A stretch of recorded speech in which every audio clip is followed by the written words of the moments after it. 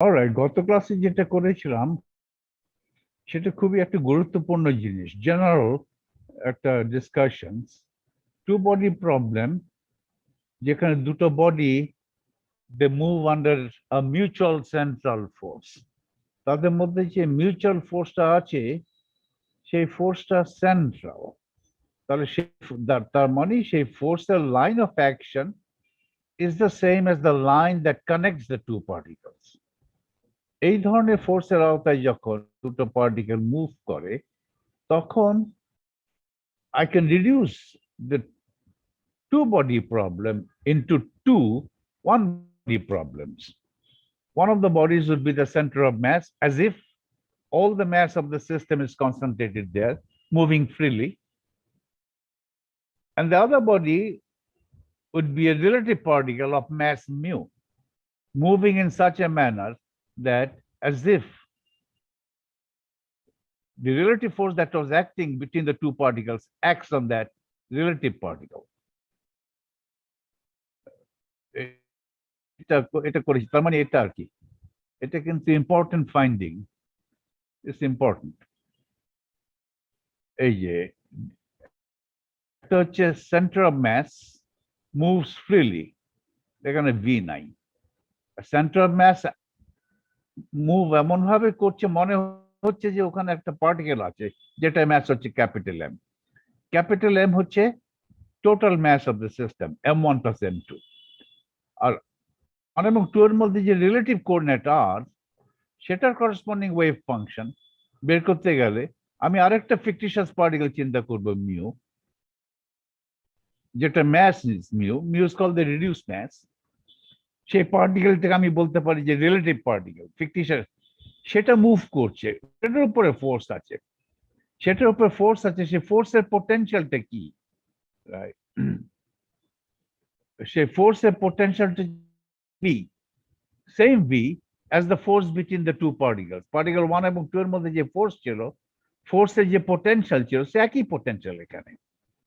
আর এই রিলেটিভ, এই ইকুয়েশন দেখে মনে হচ্ছে ইটস এ ওয়ান বডি, একটা সিঙ্গেল পার্টিকেল, যে পার্টিকেলের ম্যাস মিউ, একটা মুভ করছে একটা কেন্দ্র সাপেক্ষে, সেটার উপর একটা বল আছে, সেই বলের পোটেনশিয়াল এনার্জি হচ্ছে ভি। একটা এই বলের একটা ফিক্স সেন্টার আছে অ্যাজ ইফ, এবং সেই সেন্টার থেকেই আর মাপা হচ্ছে।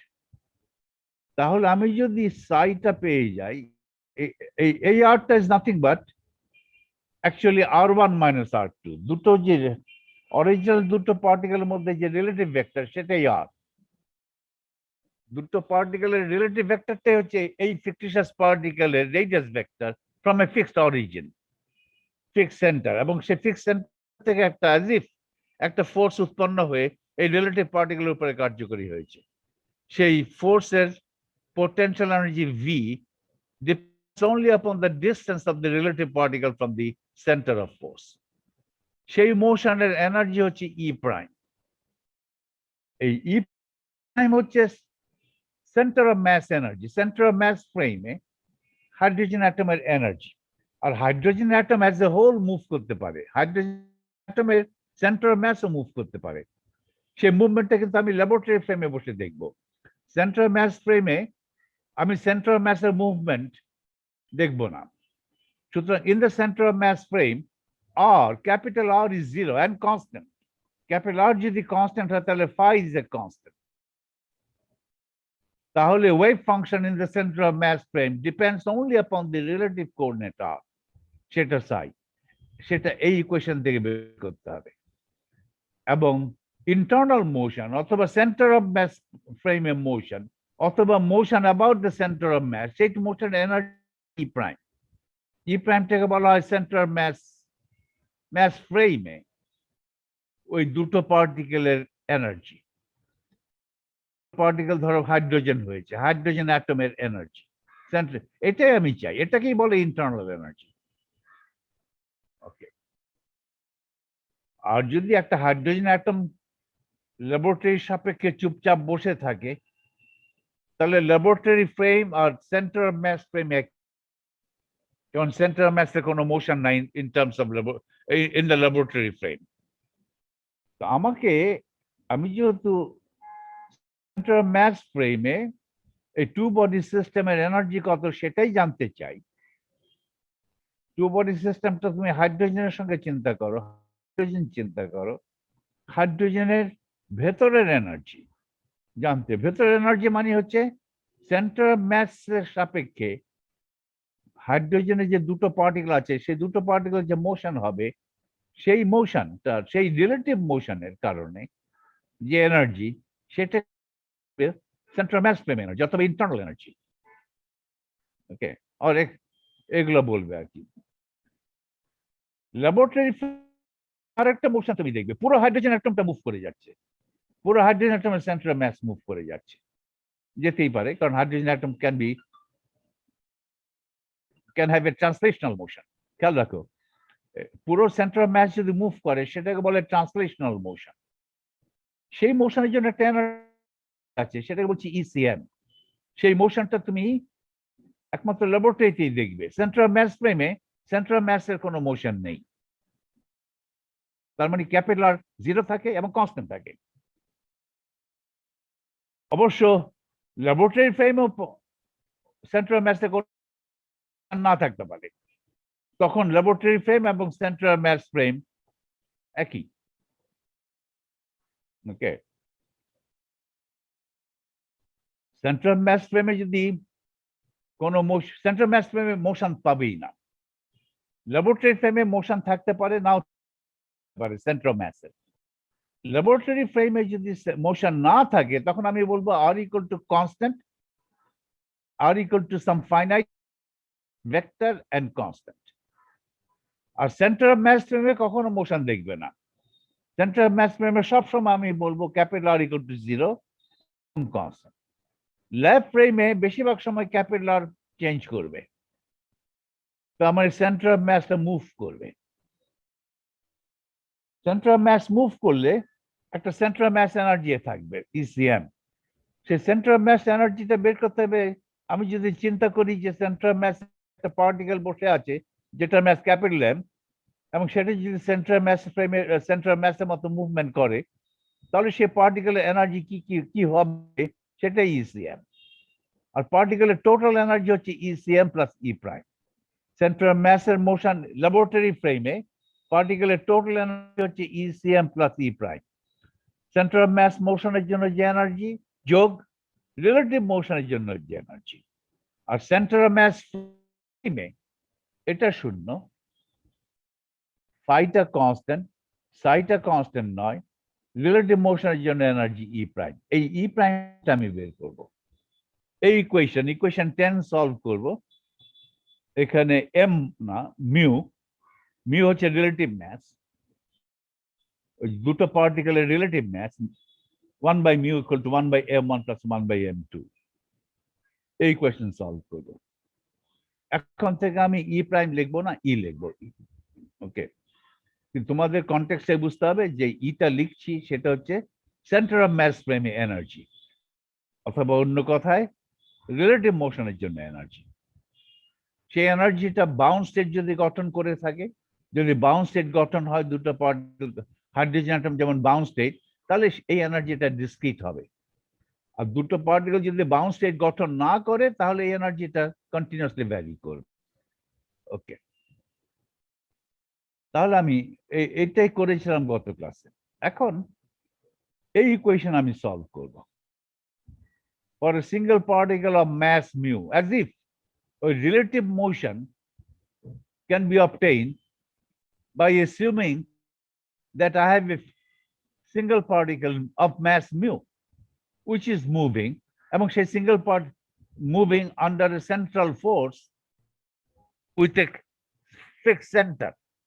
ওই ফিক্সড সেন্টার থেকে এই রিলেটিভ পার্টিকেলের যে দূরত্ব সেটাই হবে অরিজিনাল দুটো পার্টিকেলের মধ্যে radial distance.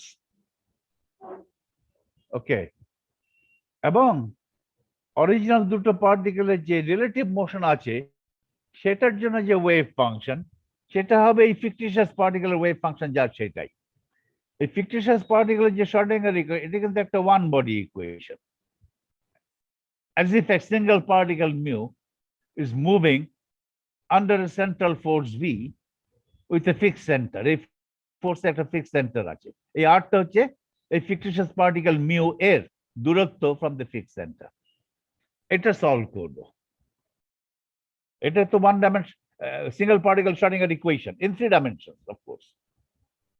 So what we have done, we have reduced the two-body problem where the two bodies exert central forces on each other.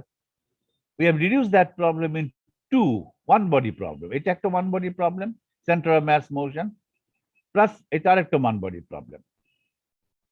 It center of mass motion খুব simple, কারণ centre of মাসের উপরে কোনো external বল নেই, ফলে phi এই wave function বের করা অতি সিম্পল। আমার এসেনশিয়ালি এটাই বের করতে হবে। আর সেন্টার অফ মাস টাইমে যদি যাই তাহলে এটা লাগবেই না, এটা তো কনস্ট্যান্ট, তখন শুধু এটা সলভ করলেই চলবে, কারণ আমি ই প্রাইম চাই। ওকে, তাহলে সিঙ্গেল পার্টিকেল আমি সলভ করতে পারি। এখানে ই প্রাইমের পরিবর্তে ই লিখছি, কারণ এই ইতে বারবার লিখতে হবে, 1000 বার লিখতে হবে ই। প্রাইম দিলে 1000 বার ওই প্রাইম লিখতে হবে, ঝামেলা। ই তো কনটেক্সটে বুঝতে হবে এটা ওই রিলেটিভ পার্টিকেলের জন্য Schrodinger equation. It's like a single particle Schrodinger equation. সেই সিঙ্গেল পার্টিকেলের কোঅর্ডিনেট যেটা রেডিয়াস ভেক্টর আর হচ্ছে দুটো অরিজিনাল পার্টিকেলের মধ্যে রিলেটিভ ভেক্টর r1 - r2। এই ইকুয়েশন সলভ করবে। সলিউশনটা কেমন হয়? আমি তো সিঙ্গেল পার্টিকেল সলিউশন খুব বিস্তারিত আলোচনা করেছি। Solution of the Schrodinger equation for a single particle moving in 3 dimensions under a central force. একটা সিঙ্গেল পার্টিকেলের যদি সেন্ট্রাল ফোর্সের আওতায় মুভ করে, সেই কথাটা মানে কি? সেন্ট্রাল ফোর্সের ইনফ্লুয়েন্সে মুভ করছে একটা সিঙ্গেল পার্টিকেল, তার মানে হচ্ছে ওই ফোর্সের একটা সেন্টার আছে, ওই ফোর্সের একটা কেন্দ্র আছে, সামহাউ ওই কেন্দ্র থেকে ফোর্সটা উৎপত্তি হয়েছে, কিছু একটা আছে ওখানে, সূর্য আছে ওইখানে। আর আমার মিউটা হচ্ছে পৃথিবী, সূর্য ওখানে বসে আছে, সূর্যের কারণে পৃথিবীর উপর একটা ফোর্স হচ্ছে। সূর্যটা এত হেভি যে সূর্য মুভ করছে না, ফলে ওই সেন্টারটা ফিক্সড। যাই হোক, যেভাবেই হোক একটা সেন্টার আছে ফোর্সের, এবং এই পার্টিকেলটা যেটার ম্যাস মিউ ওই ফোর্সের ইনফ্লুয়েন্সে মুভ করছে। ফোর্সটা এমন যে কোনো মুহূর্তে ফোর্সের দিক হয় ওই কেন্দ্রের দিকে অথবা কেন্দ্র উল্টো দিকে, কেন্দ্রমুখী অথবা কেন্দ্র বিমুখী। এটাকেই বলে সেন্ট্রাল ফোর্স। আর দুটো পার্টিকেল মুভ করছে, কোনো ওইখানে কিন্তু সেন্টারটা ফিক্স নেই। দুটো পার্টিকেল মুভ একে অপরের উপরে ফোর্স এক্সার্ট করছে, এখানে কোনো সেন্টারটা ফিক্স নেই। 1 নম্বর পার্টিকেলের উপরে ফোর্স 2 নম্বর পার্টিকেল থেকে আসছে। বলতে পারো যে 1 নম্বর পার্টিকেল ফোর্স, ওটার সেন্টার হচ্ছে 2 নম্বর পার্টিকেলটা, কিন্তু 2 নম্বর পার্টিকেল তো মুভ করতে পারে। যদি 2 নম্বর পার্টিকেল একের চাইতে অনেক অনেক অনেক অনেক গুণ হেভি না হয়, তাহলে তাহলে 2 নম্বর পার্টিকেল মুভ করছে। আর 2 নম্বর পার্টিকেল যদি একের তুলনায় অনেক অনেক হেভি হয়, তাহলে 2 নম্বর পার্টিকেল মুভ করবে না। ওটা মুভমেন্ট এতই সামান্য যে ওটা নেগলেক্ট করা যাবে। তখন অফকোর্স এক উপর একটা ফোর্স থাকবে যেটা সেন্ট্রাল, এবং সেন্ট্রাল ফোর্সের কেন্দ্রটা ফিক্সড। 2 এর উপর একটা ফোর্স থাকবে, 1 থেকে আসবে সেটা, কিন্তু 2 এর উপরে যে ফোর্স হবে সেটার কেন্দ্রটা ফিক্স নয়। সেটার কেন্দ্র যদি 1 ধরো, 1 তো লাইটার পার্টিকেল। এখন 2 এর উপরে ফোর্স থাকুক না থাকুক এটা ইমম্যাটেরিয়াল, কারণ 2 মুভ করবে না যদি 2 অনেক অনেক হেভি হয়। যদি অনেক অনেক হেভি না হয় 2ও মুভ করবে, তখন তাহলে কোনো ফিক্স সেন্টার নেই। তাহলে আমি যখন বলি যে দুটো পার্টিকেল মুভ করছে এবং তারা একে অপরের উপরে একটা সেন্ট্রাল ফোর্স এক্সার্ট করছে, এই কথাটা মানে হচ্ছে একের উপরে যেই ফোর্স এবং 2 এর উপরে যেই ফোর্স, সেই ফোর্সের ফিক্সড কেন্দ্র, কিন্তু কিন্তু ওই যে ফোর্স গুলোর line of action is the same as the line connecting 1 and 2। 1 এর পজিশন চেঞ্জ হতে পারে, 2 এর পজিশন চেঞ্জ হতে পারে, কিন্তু 1 এবং 2 এর উপরে যে ফোর্স, সেই ফোর্স গুলোর line of action would be the same as the line joining 1 and 2। তাহলে বলবো যে মিউচুয়াল ফোর্সটা সেন্ট্রাল। এখানে একটা ফিকটিশিয়াস পার্টিকেল মিউ মুভ করছে আন্ডার এ সেন্ট্রাল ফোর্স। একটা single particle moving under central force হচ্ছে একটা ফিক্সড কেন্দ্র আছে, সেই ফিক্সড কেন্দ্র থেকে ওই ফিকটিশিয়াস পার্টিকেলের দূরত্ব হচ্ছে রেডিয়াস ভেক্টর আর। ওকে, সেই ফিক্সড পার্টিকেলের উপরে সেই সেই রিলেটিভ পার্টিকেলের উপরে একটা বল কার্যকরী আছে, সেই বলটা ওই ফিক্সড কেন্দ্রের দিকে অথবা বিপরীতে। তার মানে V depends only upon the distance of the fictitious particle mu from that fixed center of force r. এই আরটাই আসলে হবে r1 minus r2. ওকে,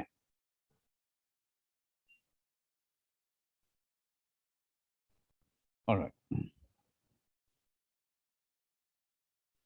তোমাকে যদি আমি বলি একটা বিশেষ মুহূর্তে হোয়াট ইজ r1 minus 2, তখন তুমি এটা সলভ করে একটা বিশেষ মুহূর্তে আর এর মান কত সেটা তুমি বের করতে পারবে ফ্রম দ্য ওয়েভ ফাংশন।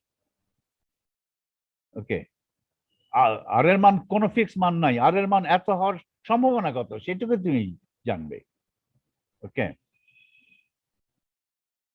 অথবা তুমি বলতে পারো যে একটা বিশেষ মুহূর্তে দুটো পার্টিকেলের মধ্যে যে রেডিয়াস ভেক্টর সেটার গড় মান কত, দুটো পার্টিকেলের মধ্যে যে রিলেটিভ ভেক্টর সেটার গড় মান কত, সেটা বের করতে গেলে তুমি এই ইকুয়েশন সলভ করে সাই বের করবে এবং সাই বের হয়ে যাওয়ার পরে আর এর এক্সপেকটেশন ভ্যালু বের করবে, সেটাই তোমার উত্তর।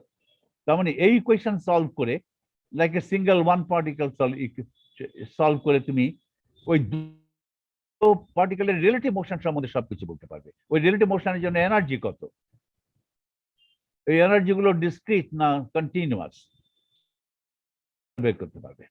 ওকে, এখন এই ইকুয়েশনটা কিভাবে সলভ করবো, যেহেতু V does not depend upon capital R. Capital R কোথায়, যেহেতু V does not depend upon the direction of R, এখানে তো আর একটা ভেক্টর, কিন্তু ভি কিন্তু এই ভেক্টর আর এর উপর ডিপেন্ড করে না। ভি ডিপেন্ড করে ভেক্টর আর এর ম্যাগনিটিউডের উপরে। ভি ডিপেন্ড করে ওই ফোর্সের কেন্দ্র থেকে, যেটাকে আমি অরিজিনের কোঅর্ডিনেট সিস্টেমের অরিজিন ধরেছি, সেই কোঅর্ডিনেট সিস্টেমের অরিজিন থেকে দূরত্বের উপর নির্ভর করে শুধু। এই আরটা হচ্ছে উপরে আরো নাই, উপরে আরো নাই এভাবে লিখতে পারো, অথবা উপরে আরো দিলে দুই দিকে দুটো সাইড বার দিয়ে দেবা, ম্যাগনিটিউড অফ ভেক্টর আর। এই ধরনের ফোর্সের আওতায় যখন একটা পার্টিকেল মুভ করে তখন পার্টিকেলের ওয়েভ ফাংশন কেমন হয়, পার্টিকেল ওয়েভ ফাংশন তখন কি হয়, দুটো ফ্যাক্টরে ভাগ করা যায়। একটা factor becomes is a function of mod R, এই আর অনলি। আর একটা function depends upon the direction, ওই আর এর ডিরেকশনের উপরে। আর এর ডিরেকশন দুটো অ্যাঙ্গেল দিয়ে প্রকাশ হয়, থিটা এবং ফাই। তাহলে capital psi would now factorise into two factors. One factor is a function of mod r only. Other factor is a function of theta and phi only. Theta এবং phi পার্টটা is very well known. সেটাকে কি বলে? It's a function of mod vector r হয়, এটাকে শুধু লিখবো b of r।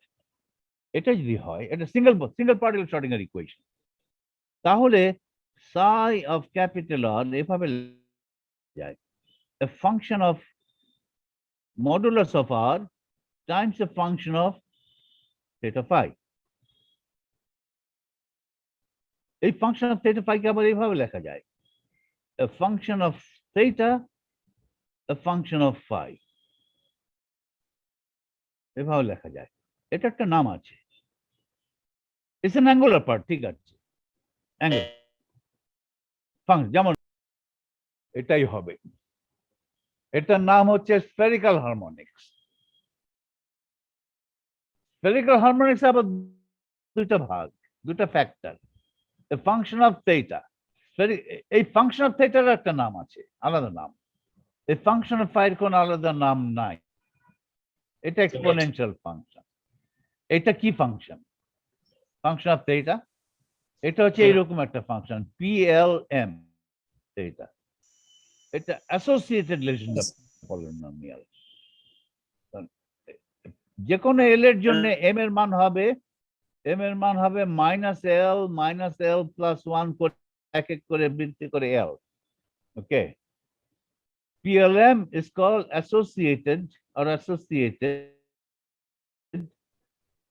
Legendre polynomial. m equal to 0 যদি নাও PL0, সেটাকে তো আমি লিখবো এইটা হচ্ছে Legendre polynomial। associated Legendre polynomial infinite সংখ্যক আছে, তার মধ্যে PL m equal to 0 যেটা, সেটাকে বলে Legendre polynomial। Legendre polynomial সংখ্যক কিন্তু ইনফিনিটি।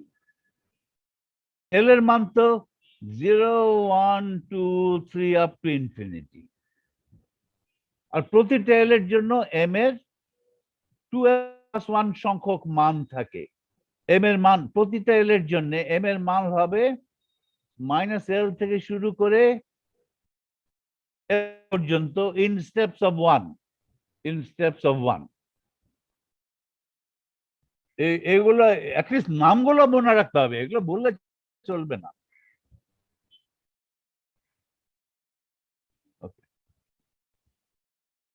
স্টপ শেয়ার, কি বলো, শেয়ার স্ক্রিন। আচ্ছা, এখন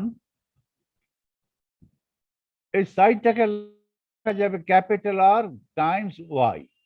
ক্যাপিটাল আর একটা ডিফারেন্সিয়াল ইকুয়েশন পাওয়া যাবে, সেটাকে বলে রেডিয়াল শ্রোডিঙ্গার ইকুয়েশন। আর ওয়াই এর ডিফারেন্সিয়াল ইকুয়েশন কি, ওয়াই ফাংশনটা কি, এগুলো স্ট্যান্ডার্ড। যে কোনো সেন্ট্রাল ভি এর জন্য সেম ওয়াই, কিন্তু সেই আর না, এক এক ভি এর জন্য এক এক রকম ক্যাপিটাল আর। ক্যাপিটাল আর এর নাম কি বললে তখন বলতে হবে পোটেনশিয়াল কি আগে বলো। তাহলে ক্যাপিটাল আর পাওয়া যাবে কিনা আদৌ সেটা বলা যাবে। অ্যানালিটিক্যাল ক্যাপিটাল আর সলভ করা যাবে কিনা, সলভ করলে সেটার কোনো বিশেষ নাম আছে কি না সেটাও বলে দেওয়া যাবে। এখন বলো, ক্যাপিটাল আর এর একটা রেডিয়াল শ্রোডিঙ্গার ইকুয়েশন আছে, ঠিক আছে, সেখানে ভি আছে। ভিটা যদি কনস্ট্যান্ট হয় তাহলে ক্যাপিটাল আর এর অ্যানালিটিক্যাল সলিউশন আছে, দুটো লিনিয়ারলি ইন্ডিপেন্ডেন্ট সলিউশন পাওয়া যাবে ক্যাপিটাল আর এর। ওই দুটোর নাম কি কি, ওগুলো বিশেষ ফাংশন। ম্যাথমেটিক্যাল ফিজিক্সের,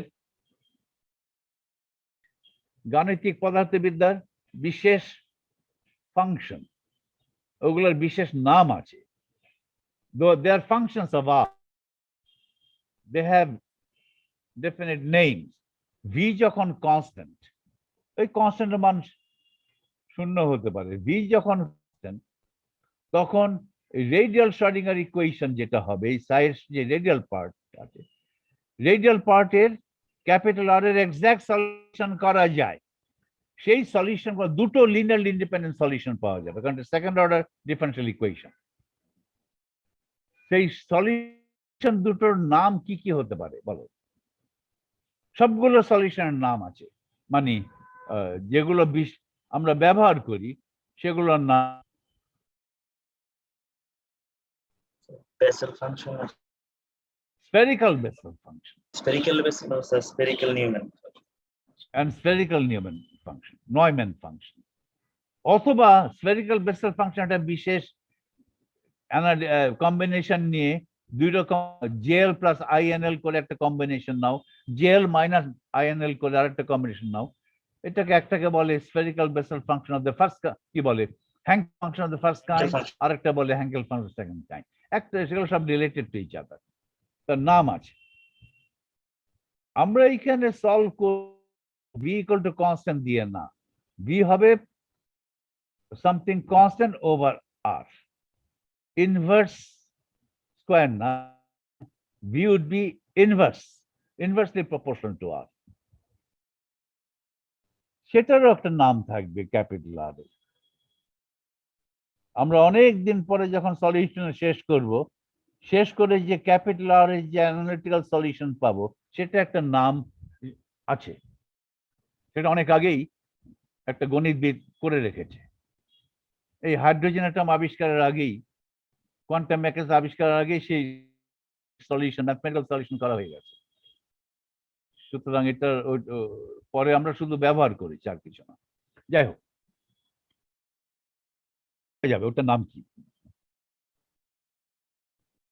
এই যে শ্রোডিঙ্গার ইকুয়েশন, এখন ধরো ক্যাপিটাল আর এর জন্য যে রেডিয়াল শ্রোডিঙ্গার ইকুয়েশন, সেটা মুখস্থ থাকলে সবার লিখে দিতে পারো।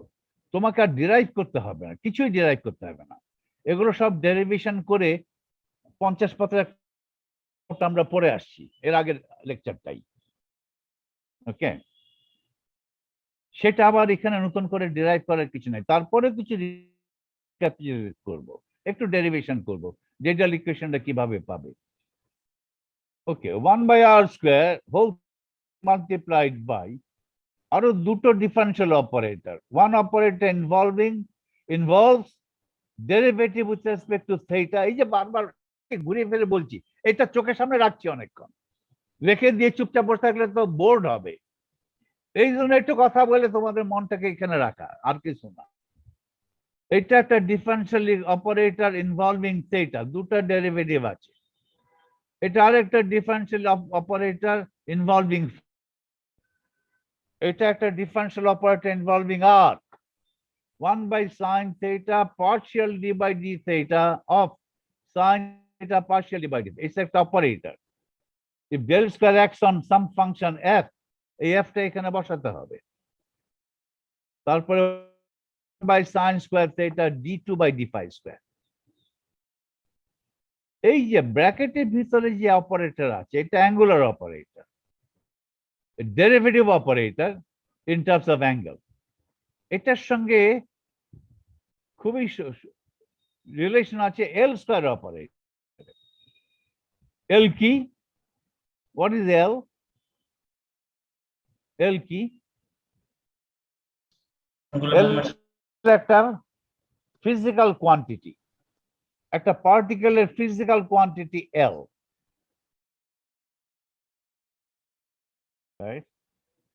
কোয়ান্টিটি বাংলা কি? ফিজিক্যাল কোয়ান্টিটি কাকে বলে? মেজার করা যায় স্যার। যেগুলোকে মেজার করা যায় সেগুলোকে বলে ফিজিক্যাল কোয়ান্টিটি। ভৌত, ফিজিক্যাল মানে ভৌত। কোয়ান্টিটির বাংলা কি? স্যার রাশি বলা যেতে পারে স্যার। ভৌত রাশি, ইয়েস, ভৌত রাশি এল। আর এল এর স্কোয়ার, ওটার করসপন্ডিং অপারেটর হচ্ছে এটা। তাহলে এল কি আসলে? L is an operator corresponding to which physical quantity of the particle. পার্টিকেলটার জন্য তো অনেক ফিজিক্যাল কোয়ান্টিটি আমরা ডিফাইন করে নিতে পারি। পার্টিকেলটার ম্যাস, পার্টিকেলটার পজিশন, এগুলো সব ফিজিক্যাল কোয়ান্টিটি।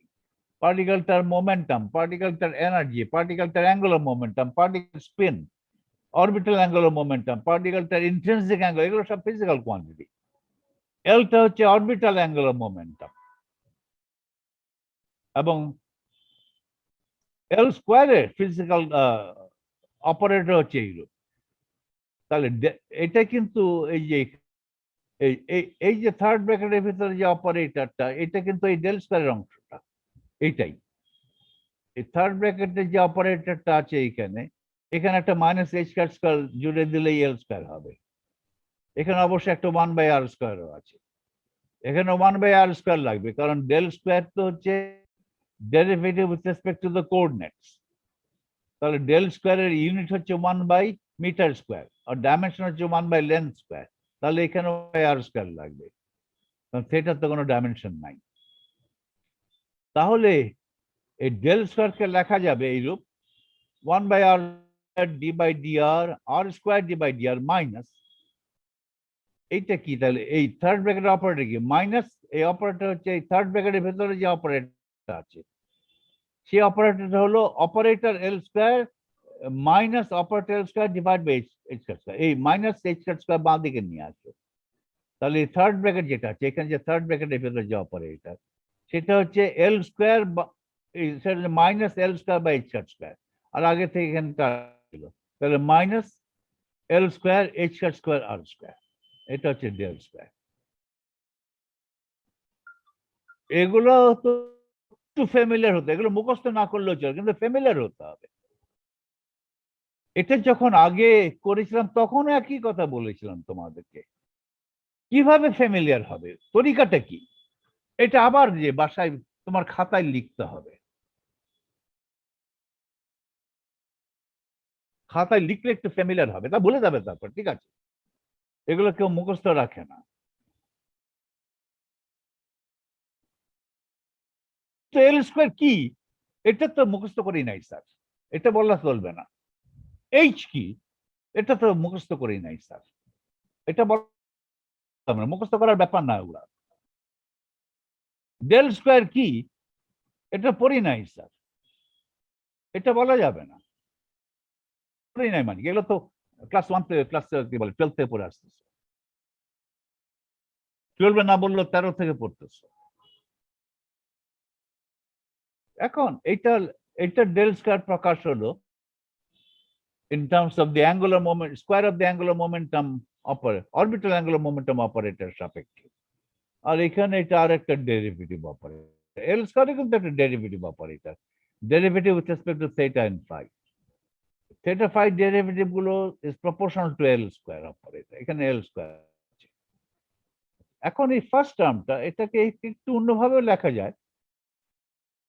ফার্স্ট টার্ম যে অপারেটর, এটা কিন্তু একটা operator, this operates on a function. এখানে একটা ফাংশন তুমি এফ দিয়ে দেখতে পারো, এই operator when it acts on the function কি অবস্থা দাঁড়ায়, ফাইনাল রেজাল্টটা কি হয় করে দেখতে পারো। ওকে, এখানে একটা এফ দেখো, এফ দাও, এফ দিয়ে পুরোটা করে দেখো। তাহলে এই যে অপারেটর, এখানে এফ দেইনি, তার মানে যে কোনো একটা এফ দেওয়া যাবে, অপারেটর হিসাবেই রেখেছি, এটা একটা ব্ল্যাঙ্ক আছে জায়গায়। এই অপারেটর, এই ডেরিভেটিভ অপারেটর কি এখানে আছে 1/r² d/dr r² d/dr, এটাকে এইভাবে লেখা যায় 1/r d2/dr²r, এটা অপারেটর। এই আর এর ডান পাশে একটা এফ দাও, এফ দিয়ে করে দেখো কি হয়, আর এখানে একটা এফ দাও, করে দেখো কি হয়, দুটো সমান হবে। তাহলে এটাকে কিন্তু এভাবে লেখা যায়, এই যে ফার্স্ট টার্ম যে অপারেটর, সাধারণত আমরা এইভাবে লিখে থাকি 1/r² d/dr r² d/dr, এটাকে লেখা যাবে 1/r d2/dr² r। ওকে, এটা লেখা যাবে। এইভাবে লিখলে একটু সুবিধা হয় পরবর্তীতে। আমরা অনেক করি কি, এই ক্যাপিটাল আর এর জন্য যে ডিফারেন্সিয়াল ইকুয়েশন পাবো, ক্যাপিটাল আরটা হচ্ছে আমার radial part of the wave function, capital R আমার আগে, পুরো wave function psi is capital R times Y, ওয়াইটা হচ্ছে angular part of the wave function, Y এর বিশেষ নাম আছে spherical harmonics, capital R is the radial part of the wave function, and capital R satisfies the একটা differential equation লেখা যাবে capital আর এর, সেই ক্যাপিটাল আর এর যে ডিফারেন্সিয়াল ইকুয়েশনটা লিখবো সেটাকে বলা হয় রেডিয়াল শ্রোডিঙ্গার ইকুয়েশন। ওকে, আর ওয়াই এর জন্য যে ডিফারেন্সিয়াল ইকুয়েশন লেখা যাবে সেটাকে অনেকে বলে অ্যাঙ্গুলার শ্রোডিঙ্গার ইকুয়েশন, ঠিক আছে? ক্যাপিটাল আর এর জন্য যে শ্রোডিঙ্গার ইকুয়েশন লেখা হবে সেটা হচ্ছে radial Schrodinger equation, capital R কে বলা হবে radial part or radial factor of the wave function. Okay, আমরা ক্যাপিটাল আর আমি চাই ফাইনালি, কিন্তু অনেক সময় ক্যাপিটাল আর দিয়ে সলভ করি না, আমরা অনেক সময় একটা auxiliary radial wave function define করি না, ইউটা ডিফাইন করি অ্যাজ আর টাইমস লিটল আর টাইমস ক্যাপিটাল আর। তাহলে ইউর সাপেক্ষে সলভ করা অনেক সময় সোজা হয়, তাহলে ইউর ডিফারেন্সিয়াল ইকুয়েশন করে ফেলবো। আর এর ডিফারেন্সিয়াল ইকুয়েশন জানা থাকলে ইউটাকে যদি এভাবে ডিফাইন করি, ক্যাপিটাল আর গুণ লিটল আর, লিটল আর তো হচ্ছে ভ্যারিয়েবল, ক্যাপিটাল আর হচ্ছে function of little R, capital R L, right? It depends on L, it also depends upon energy E, সেটা দেখি নাই এখানে। আমরা অনেক সময় এই অক্সিলারি ওয়েভ ফাংশনের ডিফারেন্সিয়াল ইকুয়েশন লিখে ওটা সলভ করি, কারণ ওটা সলভ করা সোজা হয় অনেক সময়, কিন্তু শেষের স্টেপে ইউএল কে আর দিয়ে ভাগ দিয়ে ক্যাপিটাল আর পেয়ে নিয়ে নেই। ইউএল এর যদি ডিফারেন্সিয়াল ইকুয়েশন লিখবো, লেখার সময় কিন্তু ফর্মুলাটা জানা থাকলে আমার সোজা হয়, সুবিধা হয়। কিভাবে সুবিধা হয় একটু পরেই দেখবো। তারা কিন্তু দেখিয়ে পেলেন রেডিয়াল অপারেটরটা এইভাবে লেখা আর এইভাবে লেখা একই কথা।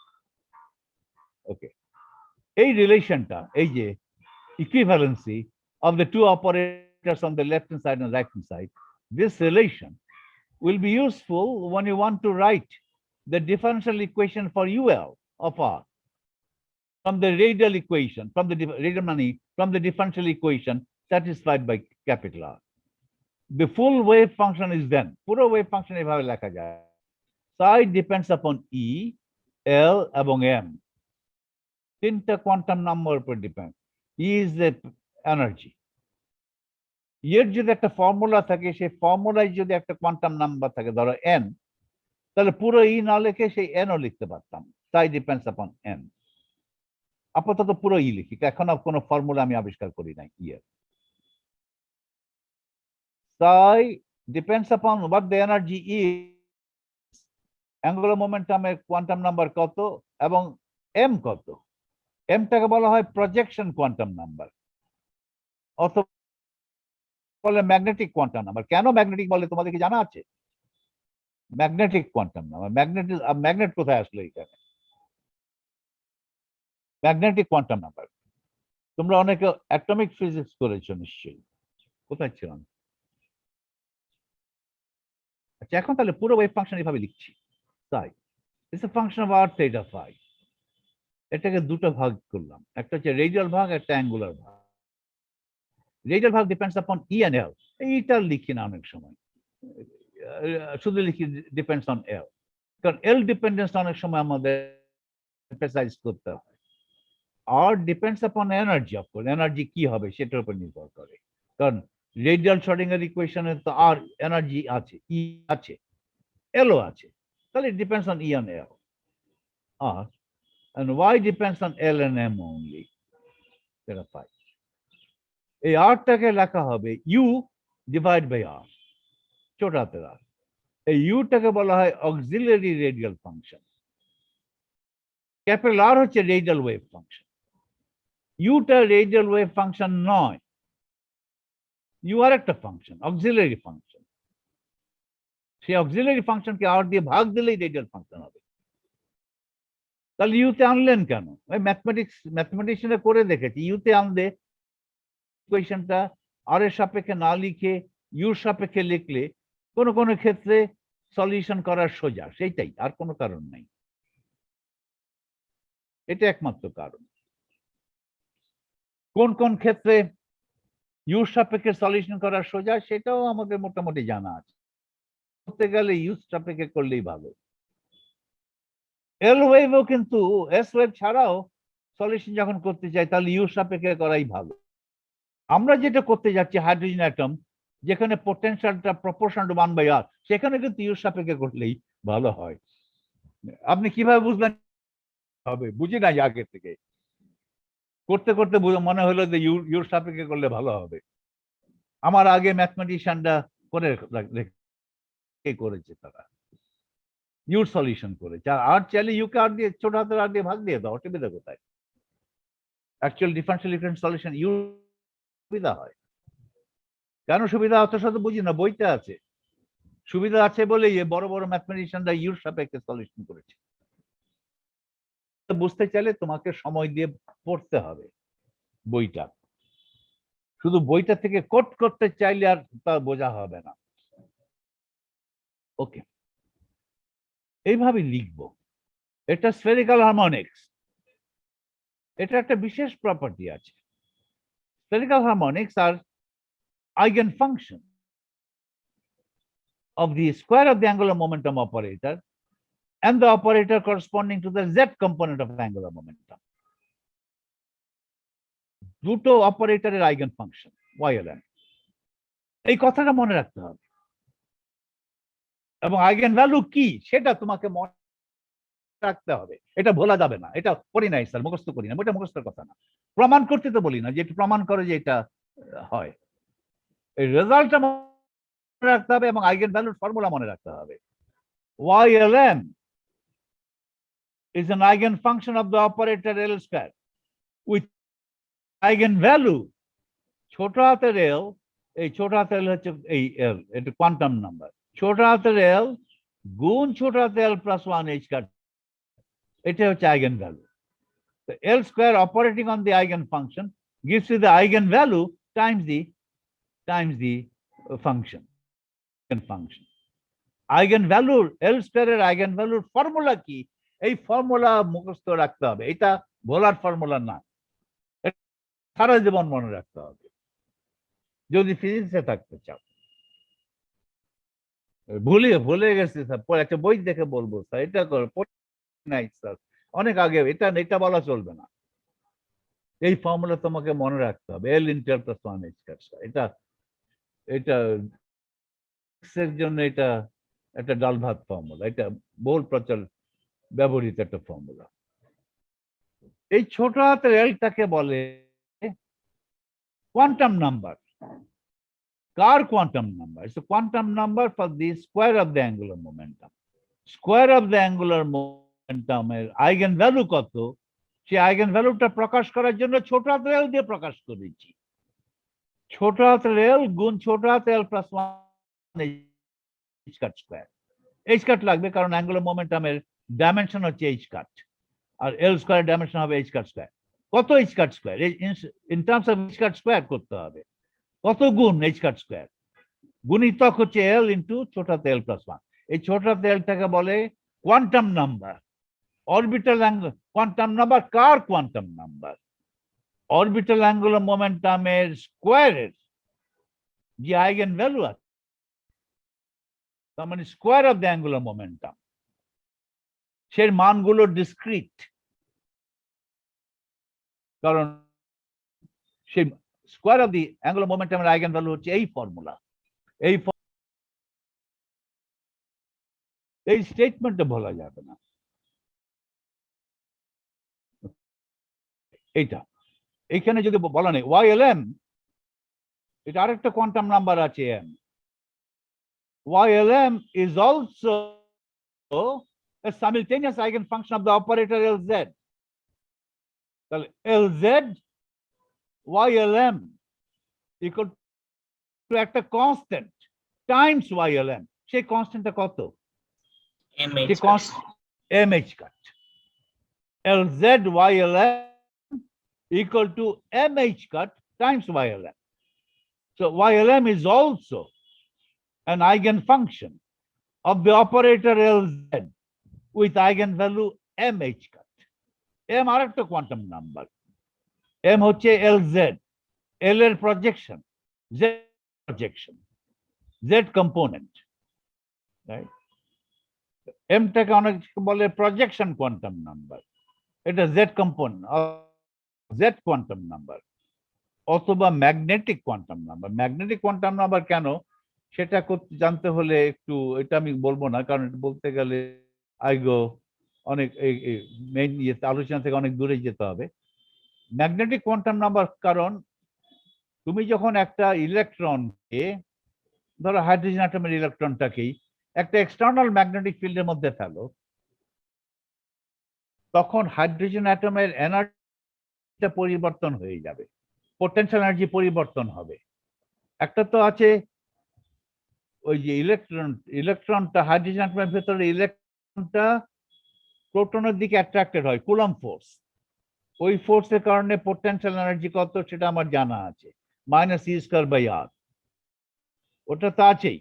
এখন এই কুলম্ব ফোর্স আছে, বাইরে থেকে একটা ম্যাগনেটিক ফিল্ড ফেলো, এই ইলেকট্রনটা ওই ম্যাগনেটিক ফিল্ডের সঙ্গে ইন্টারঅ্যাক্ট করবে। ম্যাগনেটিক ফিল্ডের সঙ্গে ইন্টারঅ্যাক্ট করা মানে হচ্ছে ম্যাগনেটিক ইন্টারঅ্যাকশন হবে, রাইট? ম্যাগনেটিক ইন্টারঅ্যাকশন হওয়া মানে ওই ইলেকট্রনটা একটা ম্যাগনেটিক মোমেন্ট থাকতে পারে।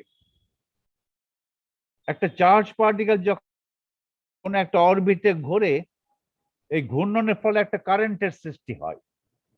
কারেন্টের সৃষ্টি হলে সেই কারেন্টের ফলে একটা ম্যাগনেটিক মোমেন্ট হয় ইলেকট্রনটার।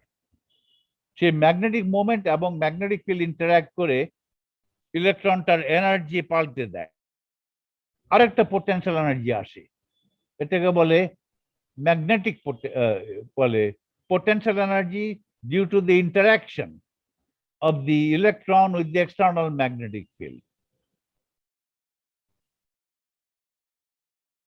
ইলেকট্রনটা যদি হ্যাঁ বল Zeeman effect. Zeeman effect, yes. আচ্ছা এখন Zeeman effect এর পরেও তোমার ফাইন স্ট্রাকচার আসতে পারে। ফাইন স্ট্রাকচার মানে Zeeman effect এ তো একটা স্পেকট্রাল লাইন 3 ভাগে ভাগ হয়। আবার খুব সূক্ষ্মভাবে দেখলে ওই তিনটার প্রতিটা আবার অনেকগুলো লাইনে বিভক্ত হয়ে যায়। খুব কাছাকাছি অনেকগুলো লাইনে বিভক্ত হয়। সেটা হয় ইন্ট্রিনসিক ম্যাগনেটিক মোমেন্টের জন্য। যাই হোক, ম্যাগনেটিক মোমেন্ট দুই প্রকার, একটা হচ্ছে এমনিতে আছে ইলেকট্রনের ভিতরে ইন্ট্রিনসিক, কোনো ঘূর্ণন না। তুমি বলতে পারো যে ঘূর্ণন ঠিক আছে, চিন্তা করব যে ইলেকট্রনটা একটা ছোট্ট বলের মতো, ইলেকট্রনটার চার্জ আছে, রাইট? ওটা ঘুরছে, তার অক্ষের চারদিকে ঘুরছে, এই অক্ষের চারদিকে ঘোরার জন্য যে ম্যাগনেটিক মোমেন্ট হলো, এটাই intrinsic magnetic moment. Not so, কোন ঘূর্ণন নাই। ইন্ট্রিনসিক ম্যাগনেটিক মোমেন্ট কোনো ঘূর্ণনের কারণে ম্যাগনেটিক সৃষ্টি হয় নাই। ঘূর্ণনের কারণে সৃষ্টি হয় নিজের অক্ষের উপরে ঘোরা, এরকম কোনো কনসেপ্ট নাই। ইলেকট্রনটা হচ্ছে এলিমেন্টারি পার্টিকেল। একটা এলিমেন্টারি পার্টিকেল তার নিজের অক্ষের সাপেক্ষে ঘুরছে, এই কথাটা মিনিংলেস। একটা ইলেকট্রন একটা কেন্দ্র চারদিকে প্রদক্ষিণ করছে, হতে পারে নিউক্লিয়াসের চারদিকে আছে, মুভমেন্ট হচ্ছে, সে মুভমেন্টের ফলে কারেন্ট হয়েছে, সে কারেন্টের ফলে একটা ম্যাগনেটিক মোমেন্ট হয়েছে। ম্যাগনেটিক মোমেন্ট লাগবে, তার কারণ ম্যাগনেটিক মোমেন্ট ছাড়া তো ম্যাগনেটিক ফিল্ডের সঙ্গে ইন্টারাকশন হবে না। সেই ইন্টারাকশন যখন করতে চায়, ম্যাগনেটিক মোমেন্ট লাগবে ইলেকট্রনটার। সেই ম্যাগনেটিক মোমেন্টটা কিন্তু এম এর উপর নির্ভর করে, এল এর উপর না।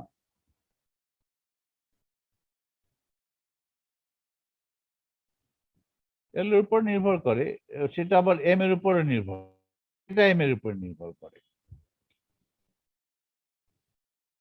এটা অঙ্কটা তোমাদের দেখতে হবে, দেখার দরকার নেই। এই যে এম কে বলে ম্যাগনেটিক কোয়ান্টাম নাম্বার।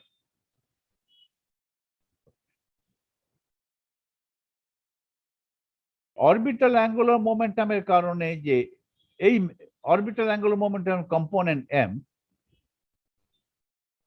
যদি ম্যাগনেটিক ইন্টারাকশন এই এম এর উপরে নির্ভর করে, ওই সে ম্যাগনেটিক ইন্টারাকশনের কারণে যদি স্পেকট্রাল লাইনটা 3 ভাগে অথবা 2 ভাগে ভাগ হয়, কিছু ভাগে ভাগ হয়ে যায়, সেটাকে বলে জিমান এফেক্ট। আর অ্যানোমালাস জিমান এফেক্ট দেখা যায়, রাইট? যখন পি স্টেটে ইলেকট্রনটা যখন পি স্টেটে থাকে, L = 1, তখন 3 ভাগে ভাগ হয়। তখন এম এর মান 3 রকম, তার 3টা স্পেকট্রাল লাইন হয়। তোমার যন্ত্র যদি সূক্ষ্ম না হয়, তুমি দেখবে যে 3টা ভাগে ভাগ হলো। সূক্ষ্ম যন্ত্র দিয়ে যদি তাহলে দেখবে যে 3টা, প্রতিটা আবার দুটো দুটো করে ভাগ হয়ে গেছে। 3টা 3 গুণ 6টা দেখা যাচ্ছে। তো প্রতিটা দুটোর ভাগ হচ্ছে, সেই দুটো স্পেকট্রাল লাইনের মধ্যে তফাৎটা অনেক অনেক কম। সেটা হচ্ছে স্পিন ম্যাগনেটিক মোমেন্ট জন্য। ওকে, সেটাও ওইটা স্পিনের অরবিটাল অ্যাঙ্গুলার মোমেন্টের জন্য স্পিনেরও একটা মান আছে। ধরো এর মতো একটা মান আছে, এটা হচ্ছে স্পিন অ্যাঙ্গুলার মোমেন্টামের কোয়ান্টাম নাম্বার। সেই স্পিন মোমেন্টামের একটা কম্পোনেন্ট আছে করসপন্ডিং টু স্পিন, সেটা একটা প্রজেকশন কোয়ান্টাম নাম্বার আছে। ওকে, তাহলে সেই প্রজেকশন কোয়ান্টাম নাম্বারের জন্য যে স্পেকট্রাল লাইন ভাগ হয়, সেটাকে বলে anomalous magnetic moment. Anomalous splitting দেখেই কিন্তু স্পিন আবিষ্কার হয়েছিল। স্পিন কিন্তু ওই স্পেকট্রাম দেখেই, জিমান এফেক্টের পরে আরো সূক্ষ্মভাবে দেখলাম যে প্রতিটা স্পেকট্রাল লাইন আরো দুটো করে লাইনে বিভক্ত হয়ে গেছে, সেটা দেখেই কিন্তু স্পিন আবিষ্কার হয়েছে, ইন্ট্রিনসিক অ্যাঙ্গুলার মোমেন্টাম আবিষ্কার হয়েছিল। ওকে, এখন তাহলে এসআই আমি লিখলাম কোথায়, এই ফর্মটা, এই ফর্মে দিতে হবে তো। এটা আমার ডিফারেনশিয়াল ইকুয়েশনে বসিয়ে দিই, এই ডিফারেনশিয়াল ইকুয়েশনে বসিয়ে দিই। এখানে সাই লিখবো আমি ক্যাপিটাল আর আর ওয়াই এলএম, এইটা। আর ডেল স্কয়ারের পরিবর্তে লিখবো এইটা, সেখানে একটা এল স্কয়ার থাকবে। এল স্কয়ারটা অ্যাক্ট করবে কিন্তু ওই সাইয়ের যে ওয়াই পার্টটা আছে, ওয়াই পার্টের উপরে। দেখো না কি হয়।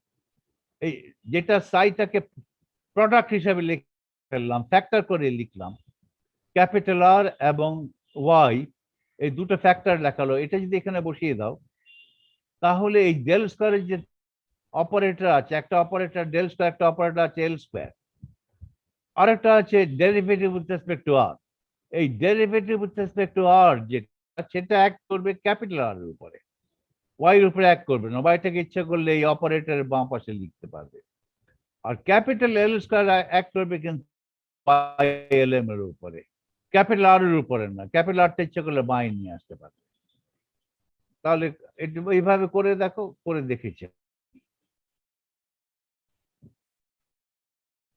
Minus H cut square by 2m del square psi, এই যেখানে minus H cut square by 2m del square psi plus V psi equal to E psi. এটা তো Schrodinger equation. Minus H cut square 2m, আসলে 2 mu হবে, আমি ওখানে m লিখে ফেলছি আর কি, যাও এটা একটু ভুল হয়েছে। Minus H cut square by 2 mu del square psi, del স্কয়ারের পরিবর্তে এটা লেখো, আর এটার পরিবর্তে এটাও লিখতে পারো ইচ্ছা করলে। Okay, minus H cut square by 2 mu del square psi plus V psi, এই ব্র্যাকেট তুলে দিলাম, ইকুয়াল টু ই সাই, ওটাই করছি আর কি। Minus H cut square 2 mu del square সাই, সাই যখন ডেল স্কয়ারের ডানে বসাবে, প্রথম যে ডেরিভেটিভ অপারেটর আছে আর এর সাপেক্ষে, সেখানে সেই আর এর ডেরিভেটিভ অপারেটর গুলো ক্যাপিটাল আর এর উপরে অ্যাক্ট করলো। এখানে কিন্তু আর আর ই লিখি নাই, আর এল লিখছি। R is a function of E also, কারণ এখানে ই আছে, আগে লেখা ছিল, এটা এখন বাদ দিচ্ছি। এই যে আর সাবস্ক্রিপ্ট ই এল, এই ইটা লিখছি না, ওয়াইটা বাই নিয়ে গেলে। আচ্ছা, তারপরে ছিল মাইনাস অপারেটর, ছিল একটা minus L square operator divide by H cut square R square, L square operator divide by H cut square R square, এটা না, কোথায় ছিল এইটা, L square operator divide by H cut square R square minus, আচ্ছা এইখানে একটা নিচে H cut square আছে, এটা দিতে ভুলে গেছে, মিস্টেক। এল স্কয়ার অপারেটর ছিল আগে, নিচে ছিল H cut square Y square, আর ছিল সাই, সাইর পরিবর্তে লেখা হলো Y L M R R L. এই এল স্কয়ার অপারেটর কিন্তু ওয়াই উপর অ্যাক্ট করবে, আর উপর অ্যাক্ট করবে না। L square operator acting on YLM gives me L into L plus 1 H cut square, আর নিচে আছে H cut square R square। ওকে, এই H cut square কাটাকাটি যাবে।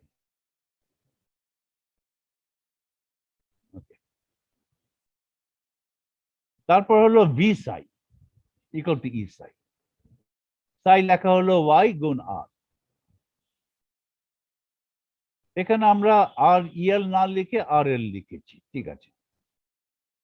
এখন দেখো YLM টা কেটে দাও, YLM কাটা হয়ে গেছে। ওকে, YLM কেটে দিতে পারি, কারণ YLM এর সঙ্গে সব মাল্টিপ্লিকেটিভ নাম্বার আছে। আর এল কেন কাটতে পারছি না? এখানে ইচ্ছে করলে আর এল কেটে দিই, এখানে আর এল, এখানে আর এল তো এখানে মাল্টিপ্লাইড হচ্ছে, আর এল মাল্টিপ্লাইড হচ্ছে বাই সামথিং এলস, এখানে আর, কিন্তু এখানে তো আর এল মাল্টিপ্লাইড হচ্ছে না, আর এল তো ডেরিভেটিভ হচ্ছে, রাইট? ডেরিভেটিভ হচ্ছে, তো ডেরিভেটিভ হলে সেখানে আরএল কেটে দেওয়া যায়? কেটে দেওয়া আচ্ছা। যায় কি? এটা করা যাবে?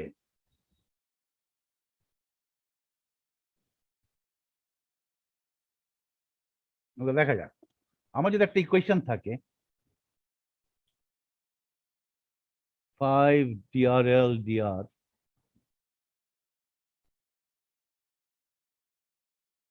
আরএল কেটে দেওয়া যাবে? আচ্ছা। যাবে না তো। ওকে, এখানে কি DRL বাই dr, এখানে ডিডি কেটে দেওয়া যাবে? আচ্ছা।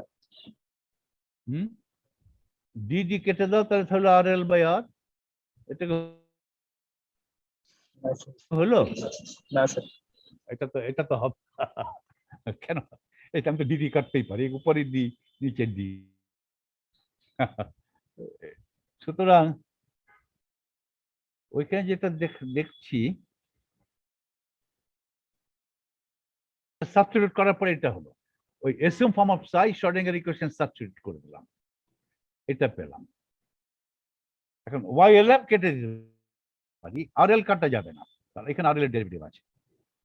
তাহলে আর এই টার্মটা -2 h স্কয়ার বাই 2 মিউ, এটা এই প্রথম টার্ম থেকে সরিয়ে নিয়ে এখানে নিয়ে আসো, এখানে নিয়ে আসো, এটা বাঁ দিকে লেখো আর ডান দিকে শূন্য থাকুক। আমার কি থাকলো? ওয়াইএলএম কেটে দিলাম, ওয়াইএলএম নাই কোথাও, আর সব জায়গা থেকে ওয়াইএলএম চলে গেল। এটা এই পুরো ইকুয়েশনটাকে -2 মিউ বাই স্কয়ার দিয়ে গুণ দিয়ে দিলাম, তাহলে এখানে 1 হয়ে গেল। এখানে -2 মিউ বাই স্কয়ার আসবে, এখানে -2 মিউ বাই স্কয়ার আসবে। এটাকে বাইরে নিয়ে আসলে এটা হবে +2 mu by square times C. পুরো ইকুয়েশনকে মাল্টিপ্লাই করে দিলাম বাই -2 মিউ বাই স্কয়ার, তাহলে এখানে হয়ে গেল 1। তাহলে y কাটা গেল, তাহলে এখানে প্রথম টার্ম হলো 1 by R square d by dr of R square drl dr, টার্মটা হলো এইটা। তারপরে পুরো ইকুয়েশনকে তো 2 মিউ বাই স্কয়ার দিয়ে গুণ দেওয়া হচ্ছে, তাহলে 2 মিউ বাই স্কয়ার, ইটা বাই আসলো, তাহলে প্লাস ই হলো, এই ভিটা মাইনাস বি হয়ে গেল, আর সঙ্গে আরএল আছে। এইখানে কি হলো? এইখানে হলো এল into L plus 1, h square কাটাকাটি গেছে, এল ইন্টু এল প্লাস 1 ছিল, h স্কয়ার নেই, তাহলে এটা L into L plus 1 by R square, এটা এসছে, এটা কমন নেওয়ার জন্য, কারণ 2 মিউ বাই স্কয়ার দিয়ে গুণ দিয়েছি যখন, এটার সঙ্গে 2 মিউ বাই স্কয়ার নাই, তারপরে 2 মিউ বাই স্কয়ার কমন নিলে এটা আসলো, ঠিক আছে, এভরিথিং ওকে।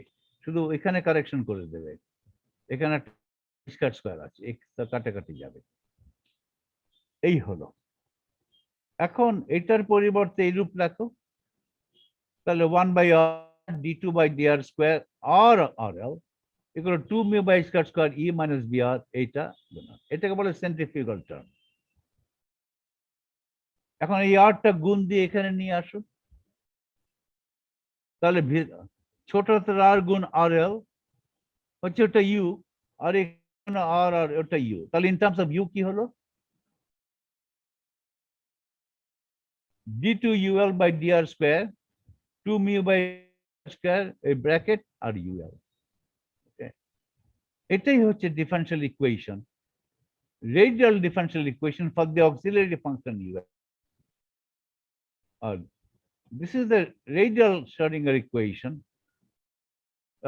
এটা হচ্ছে radial Schrodinger equation, this is the differential equation for the radial part of the wave function, or this is the radial equation for the auxiliary function ul. ul টা কিন্তু wave ফাংশনের অংশ নয়, UL কে আর দিয়ে ভাগ দিলে যেটা হবে সেটাই ক্যাপিটাল আর হবে। আমরা এটা এখন সলভ করব। তাহলে এটা হচ্ছে রেডিয়াল ফাংশন। এগুলো লোকে মুখস্থ রাখে, এগুলো মুখস্থ রাখে, এই আর এর ইকুয়েশন মুখস্থ রাখে, মুখস্থ হয়ে, কারণ পরীক্ষার খাতায় তুমি এগুলো ডিরাইভ এভাবে ডিরাইভ করে আনতে গেলে সময় পাবে না। ওকে, ওই রেডিয়াল ইকুয়েশন গুলো কি হবে সেটাও মুখস্থ রাখে। এখন আমি হাইড্রোজেন অ্যাটমে যাব। সো ফার আমি জেনারেল করছি। I'll go for hydrogen atom. Noting that the proton charge is plus E and the electron charge is minus E, the potential energy for the attractive Coulomb force between the proton and the electron is eta. Charge of the proton হচ্ছে plus E গুণ charge of the electron minus E. So plus E গুণ minus E হচ্ছে minus E square over 4 pi epsilon naught দূরত্ব, তাদের মধ্যে mutual দূরত্ব। এটা R1 minus R2। 1 কে যদি তুমি ইলেকট্রন বলো আর 2 কে যদি প্রোটন বলো, R1 minus R2 mod, এটাই R। এই R হচ্ছে প্রোটন থেকে ইলেকট্রনের দূরত্ব। তুমি ইচ্ছা করলে বলতে পারো যে প্রোটনটা বসে আছে, এত হেভি, কিন্তু তুমি ইচ্ছা করলে অ্যাকুরেট কাজের জন্য প্রোটনটা চুপচাপ বসে আছে, এটা নাও ধরতে পারো। ওকে, এখানে R is the distance between the proton and the electron। এটা যদি প্লট করো এইরূপ হয়, যত R ছোট হবে এটা আস্তে আস্তে নেগেটিভ ইনফিনিটির দিকে যাবে। Potential is singular at the origin. Potential is singular at the origin, কিন্তু potential times wave function ওটা অরিজিন সিঙ্গুলার নয়। আমার দরকার হচ্ছে ওয়েভ ফাংশনটা সিঙ্গুলার কিনা। ওকে, ওয়েভ ফাংশনটা সিঙ্গুলার নাও হতে পারে at the origin। ওকে, কিন্তু পোটেনশিয়ালটা সিঙ্গুলার। এটা এটা এটা পরে এটা কোনো প্রবলেম করবে না আমার। ওকে,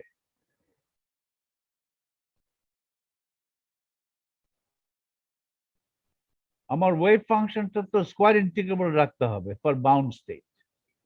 পোটেনশিয়ালটা সিঙ্গুলার হলেও এইচ এর 1/r থাকলেও আমি যখন ইয়ে করব, ধরো এনার্জির এক্সপেকটেশন ভ্যালু বের করব, তখন দুই পাশে তো সাইজ দেব, সাই সাই সাই যদি স্কোয়ার ইন্টিগ্রেবল হয় তাহলে এই 1/r singularity of the potential কোনো প্রবলেম করবে না। আমার সেই ইন্টিগ্রালটা ফাইনাইট থাকবে, এক্সপেকটেশন ভ্যালু ফাইনাইট থাকবে। 1/r কোনো প্রবলেম না, I can get a finite solution. Potential infinite হলেও এটা 1/r infinity, এখানে আস্তে আস্তে সিঙ্গুলার হয়ে যাচ্ছে, কিন্তু ওয়েভ ফাংশন যেটা পাবো সেটা ফাইনাইট হবে, ওটা কোনো প্রবলেম করবে না। পরে দেখবো আমরা। এখন we are looking for bound state solutions of the Schrodinger equation. For bound states in the above Coulomb potential, E must be less than 0. Bound state মানে পার্টিকেলটা জিরোর কাছাকাছি, পার্টিকেলটা জিরোর কাছাকাছি মুভমেন্ট করবে, জিরো থেকে অনেক দূরত্বে চলে যাবে ইনফিনিট পর্যন্ত, সেটা হবে না। তার মানে পার্টিকেলটা এনার্জি পজিটিভ হতে পারবে না। পার্টিকেল এনার্জি যদি পজিটিভ হয় তাহলে r equal to infinity সেটাও কিন্তু অ্যাক্সেসিবল রিজিয়ন, পার্টিকেলটা কিন্তু ইনফিনিট দূরত্বে যেতে পারবে, তাহলে সেটা বাউন্ড স্টেট হবে না। বাউন্ড স্টেট হতে হলে পার্টিকেলটা এনার্জি নেগেটিভ হতে হবে, নেগেটিভ হলে পার্টিকেলটা ওই ক্লাসিক্যাল টার্নিং পয়েন্ট ওর কাছাকাছি সীমাবদ্ধ থাকবে। এটা টার্নিং পয়েন্ট ভেদ করে সামান্য ইনঅ্যাক্সেসিবল রিজিয়নে ঢুকতে পারবে, কিন্তু সেটা অতি ওটা অরিজিনের আশেপাশে ঘোরাফেরা করবে, that be a bound state. তাহলে বাউন্ড স্টেট হতে হলে নেগেটিভ হতে হবে, নেগেটিভ নিচের দিকে কোনো লোয়ার লিমিট নাই, মানে বাউন্ড স্টেট হতে হবে, কিন্তু অলরাইট একটা লোয়ার লিমিট অটোমেটিকলি আসবে নেগেটিভ।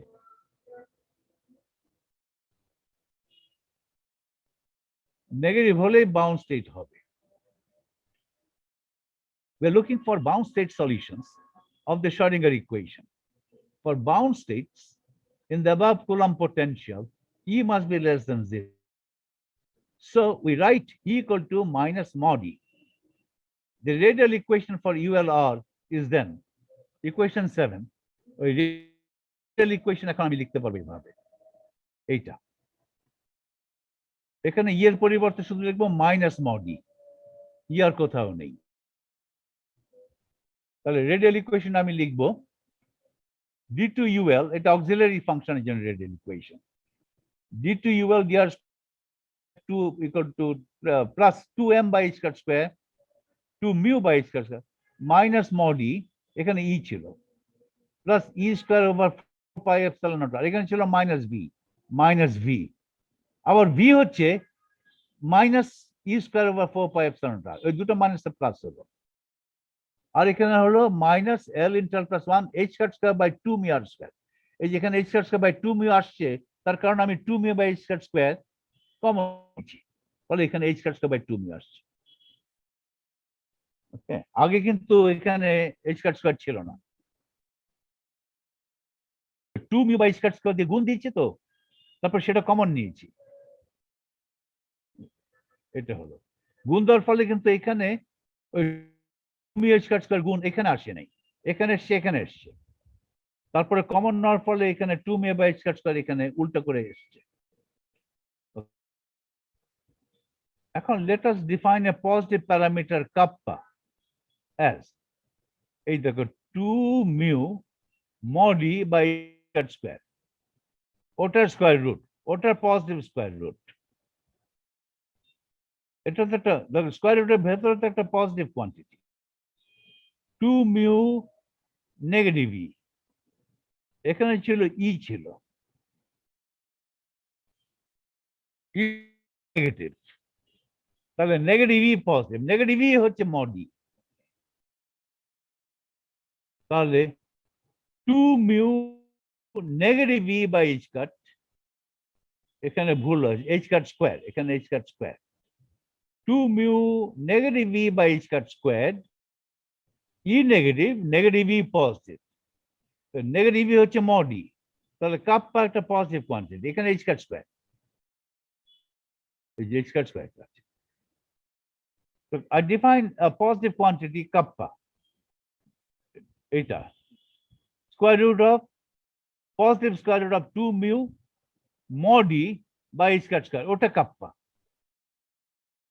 তাহলে এখানে লেখা হবে minus kappa square, minus kappa square লিখবো, এটাকে একটু সাজিয়ে লিখছি সলিউশন করার আগে, এটা লেখা হবে মাইনাস কাপ্পা স্কয়ার।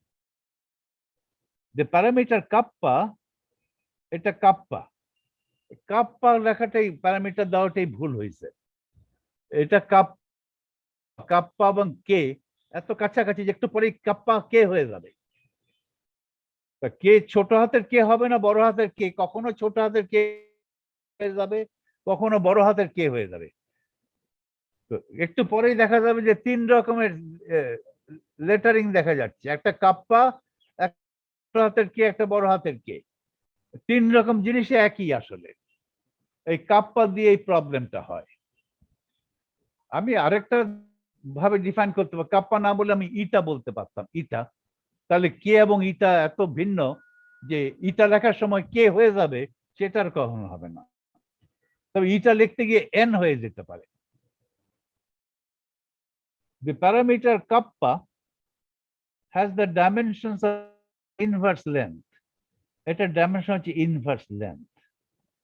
পরে দেখতে পারো এনার্জি এইচ কাট হচ্ছে এনার্জি টাইমস টাইম, এনার্জি কাটাকাটি যাবে, তাহলে মিউ, ওকে, ই হচ্ছে তো এনার্জি, এইচ কাট হচ্ছে এনার্জি টাইমস টাইম, মিউ হচ্ছে mass, KG by mass by time, mass by time হচ্ছে 1 বাই লেন্থ। এটা করে দেখো, এটা 1 বাই লেন্থ হয় কিনা, ডাইমেনশন স্কয়ার রুটের পরে। The parameter kappa has the dimension of square length, তার মানে the units of kappa in the SI system is 1 by meter. Dimension হচ্ছে 1 by length কাপ্পার। SI সিস্টেমে তাহলে এটার ইউনিট হবে 1 by মিটার।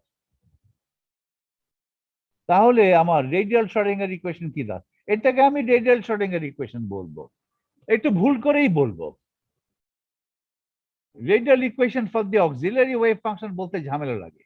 এইটাই radial Schrodinger equation for U বলবো না, ইউ দেখতেই তো পাচ্ছে ফর ইউ। এটা রেডিয়াল শ্রোডিঙ্গার ইকুয়েশন, এটা রেডিয়াল শ্রোডিঙ্গার ইকুয়েশন না। আর এর ইকুয়েশনটাকে বলে রেডিয়াল শ্রোডিঙ্গার ইকুয়েশন, এটা রেডিয়াল শ্রোডিঙ্গার ইকুয়েশন নয়। তারপরে বলবো, বলতে আমার সুবিধা হয় এইটা। তাহলে we write equation 8 as এটাই, এই ইকুয়েশন 8 এটাকে এইভাবে লিখবো। তাহলে d2ul by dr square minus kappa square হলো, আর এইটা এখন 2 by স্কয়ার স্কয়ার ব্র্যাকেটের ভিতরে নিয়ে আসলাম। তাহলে এইখানে এটা উঠে গেল h square square by 2 mu, এটা ব্র্যাকেটের ভিতরে নিয়ে আসো 2 মিউ e mod e by square square, ওটা তো কাপ্পা স্কয়ার। তাহলে এখানে লিখবো minus kappa square.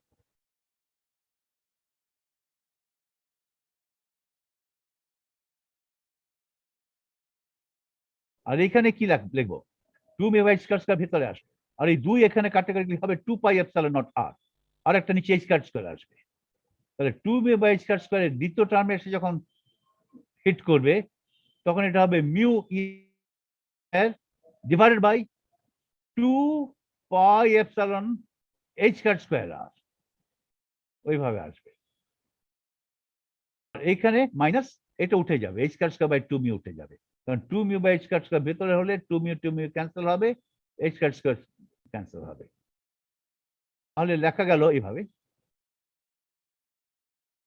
d2ul by dr squared equal to plus minus kappa square, আর ওটা তো প্লাস ছিল 2 মিউ বাই স্কয়ার স্কয়ার ভিতরে আসলো, এখনো কাটাকাটি দেই নেই, e square over 4 pi epsilon naught r R minus l into plus r square দাও। এখন এটাকে একটু সাজিয়ে লিখছি, কে স্কয়ার দিয়ে ভাগ দাও, এটা কে স্কয়ার দাও, আর স্কয়ার ব্র্যাকেটের ভিতরে যে টার্মটা আছে সেটা ডানে নিয়ে যাও। স্কয়ার ব্র্যাকেটকে আমি অনেক সময় বলি থার্ড ব্র্যাকেট, আমাদের স্কুলে থার্ড ব্র্যাকেট পড়তো, এখন আমেরিকা যাই দেখি থার্ড ব্র্যাকেট ফার্স্ট ব্র্যাকেট এগুলো বলে না তারা। ওকে, এটা বলবে স্কয়ার ব্র্যাকেট। ওকে, আমাদের শিখিয়েছিল যে এটা থার্ড ব্র্যাকেট, আর কার্লি ব্র্যাকেট যেটা বলে আমেরিকানরা সেটা আমরা শিখেছিলাম যে স্কয়ার ব্র্যাকেট আর সেকেন্ড ব্র্যাকেট, আর নর্মাল ব্রেসেস যেটা আছে সেটা ফার্স্ট ব্র্যাকেট। তোমরা কি স্কুলে ফার্স্ট ব্র্যাকেট সেকেন্ড ব্র্যাকেট বলতে? স্যার এটাই তো বলতাম। তোমাদের সময় কি এটা চলন ছিল? ফার্স্ট ব্র্যাকেট সেকেন্ড ব্র্যাকেটই বলতাম আমাদের সময়। বলতে না, যেমন এইভাবে লিখলাম। এখন জাস্ট এটা একটু শেষ করে এখানে এসে শেষ করবো। তো আই নিড 5 more minutes। এখন একটু সাজাচ্ছি, এটা কে স্কয়ার দিয়ে ভাগ দাও, আর এই থার্ড ব্র্যাকেটের ভেতরে যেটা আছে এই স্কয়ার ব্র্যাকেটের ভেতরে যে স্কয়ার ব্র্যাকেট টার্মটা ডান দিকে নিয়ে যাও। কে স্কয়ার দিয়ে ভাগ দিলে এখানে কাপ্পা স্কয়ার দিয়ে ভাগ দিলে এখানে হবে 1 বাই কাপ্পা স্কয়ার দিয়ে ভাগ দেওয়া হলো, এইটা ডান দিকে নেওয়া হলো, তাহলে এখানে এটা মাইনাসটা প্লাস হয়ে গেল, আর কে কাপ্পা স্কয়ার দিয়ে ভাগ দেওয়ার ফলে এখানে হয়ে গেল +1। এখানে মাইনাস সাইন আসলো যখন ডান দিকে গেল, আর কাপ্পা স্কয়ার দিয়ে ভাগ দেওয়া হলো, তাহলে এটা একটু সাজিয়ে লেখা যায়, তাহলে মিউ এটা মাইনাস সাইন দিয়ে আসলো মিউ ই স্কোয়ার্ড, আর এখানে 2 আর 4 কেটে 2 pi epsilon not h cut square আসলো, কাপ্পা স্কয়ার আর h কাট স্কয়ার এখানেই ছিল, তারপরে কাপ্পা স্কয়ার দিয়ে ভাগ দিয়ে কাপ্পা স্কয়ার এখানে আসলো, তাহলে h কাট স্কয়ার কাপ্পা স্কয়ার আর, আর এটা প্লাস হয়ে গেল ডান দিকে যাওয়ার ফলে, তারপর কাপ্পা স্কয়ার দিয়ে ভাগ হলো l into plus 1 kappa square R square. Kappa R কিন্তু ডাইমেনশন নাই, আমি এখন চেঞ্জ অফ ভ্যারিয়েবল করলাম, rho equal to kappa, rho কিন্তু ডাইমেনশনলেস, কারণ কাপ্পার ডাইমেনশন ছিল 1 by length, multiplied by R, R হচ্ছে লেন্থ, তাহলে রোর কোনো ডাইমেনশন নাই, রোর কোনো ইউনিট নাই। তাহলে লেফট হ্যান্ড সাইডকে কিভাবে লেখা যাবে? D two UL by D rho square, কারণ কাপ্পাটা রো আর এর সঙ্গে নিয়ে আসো, কাপ্পাটা তো কনস্ট্যান্ট, তাহলে এটা ডি রো স্কোয়ার, এভাবে লেখা যাবে। আচ্ছা, কাপ্পা আর কিন্তু কনস্ট্যান্ট, ডাইমেনশনলেস। তাহলে এখানে করব kappa R D two UL by D rho square লিখব।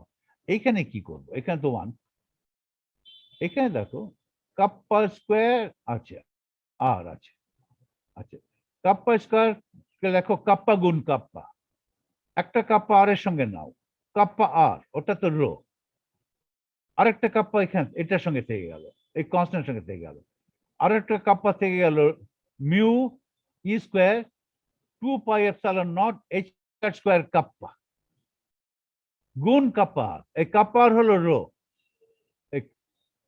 তাহলে এখানে থাকলো 1 বাই রো, এটা নিচে তো 1 বাই রো, 1 বাই রো বাদ দিয়ে যেটা আছে, বাকি যেটা আছে 1 বাই রো এর যে কোএফিসিয়েন্ট সেটাকে বলবো আমি রো নট।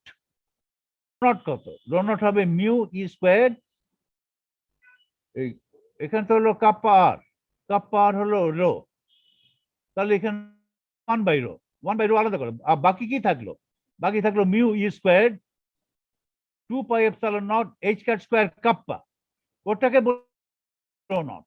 তো রো নট গুণ 1 বাই রো, তার মানে রো নট বাই রো। তো রো নট কি বলছি? Mu E square 2 pi epsilon not H square kappa, ওটাকে বললাম রো নট। তাহলে এই সেকেন্ড টার্মটা কি হলো? Minus rho not by rho, আর এটা হলো L into plus 1 rho square. তাহলে আমার ইকুয়েশন এই দাঁড়ালো D two UL by D rho square minus rho not by rho, rho dimensionless, rho not dimensionless, plus L into plus 1 by rho square UL. প্রত্যেকটা term dimensionless না। এই টার্মের dimension কি বলতো?